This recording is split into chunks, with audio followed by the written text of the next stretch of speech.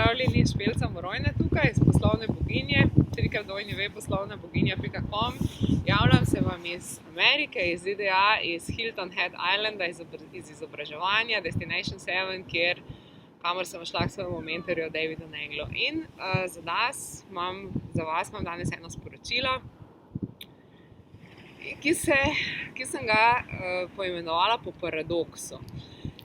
In sicer, paradoks se glasi, ali lahko Bog, univerzum, vesolje kreira tako težko skalo, da je ne more dvigniti. To je paradoks, ki se v simbolni obliki pojavlja v nas takrat, ko dvigujemo sebe na nov nivo, ko dvigujemo na nov nivo svoj osebni pa svoj poslovni razvoj. In če je univerzum vsemogočen, kako lahko naredi vse? Kje je torej rešitev tega paradoksa? In odgovor je, kot vedno, preprost in ga najdemo v srcu. Torej, najprej se moramo zavedati, da vsi paradoksi prihajajo iz napačne predpostavke. Torej, če izhajamo iz napačne predpostavke, potem lahko kreiramo vprašanja, na katerega pač ne najdemo odgovora. Se pravi, kako torej, a zdaj lahko Bog kreira tako težko skalo, ki je ne more dvigniti ali ne more? Tukaj bi vam rada razkrila globoko resnico, ki razreši vse paradokse že v osnovi. Torej, ni v naravi Boga ali pa univerzuma, da bi bil samodestruktiven.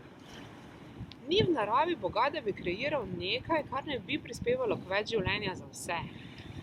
Zato, ker univerzum deluje po enem zelo močnem zakonu, ki pravi več življenja za vse. Se pravi, to, kar prinaša več življenja meni, prinaša več življenja moji okolici. In obratno, to, kar prinaša manj življenja meni, bo zmanjšalo tudi življenje za mojo okolico.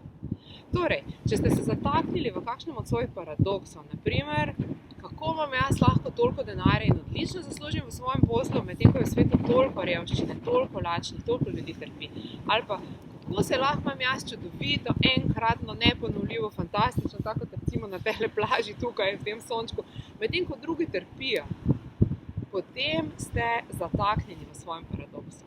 In če izhajate iz predpostavke, da bodo drugi imeli manj, če boste vi imeli več, potem je globoko v vas zakoreninjen strah, da ni dovolj za vse. In to ne velja samo za denar, to velja za vsa področja, kjer se vas poloti strah. In moram priznati, da se vedno znova srečujem s tem v sebi in v drugih, da je ta strah zelo, zelo globoko zakoreninjen v nas. In tudi, ko ga na nekem določenem nivoju že presežemo, ga ponovno srečamo. Kdaj? Takrat, ko se širimo na nov nivo, osebno ali pa poslovno. Največkrat po prva kombinacija osebne in poslovne rasti. Torej, kje moramo začeti? Začeti moramo pri veri. Začeti moramo verjeti, da je mogoče. Se pravi, osnovna vera, da je mogoče. Verjeti, da je mogoče zame, da je mogoče za vas, to pride kasneje.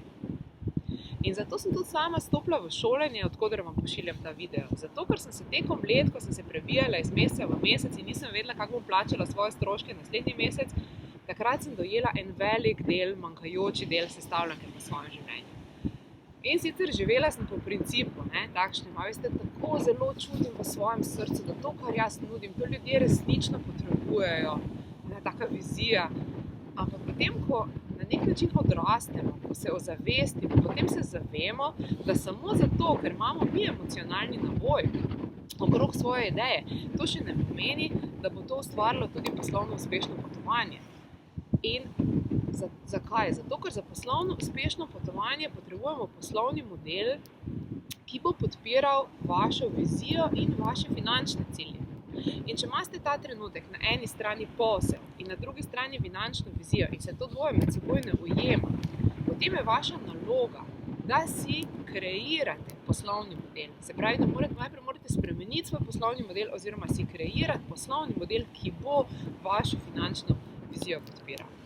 Kako? To vas bom pa naučila na svojem brezplačnem predavanju, ki prihaja naslednji teden, in pa na delavnicah in pa potem kasneje seveda na programih. Tako da se vidimo tam.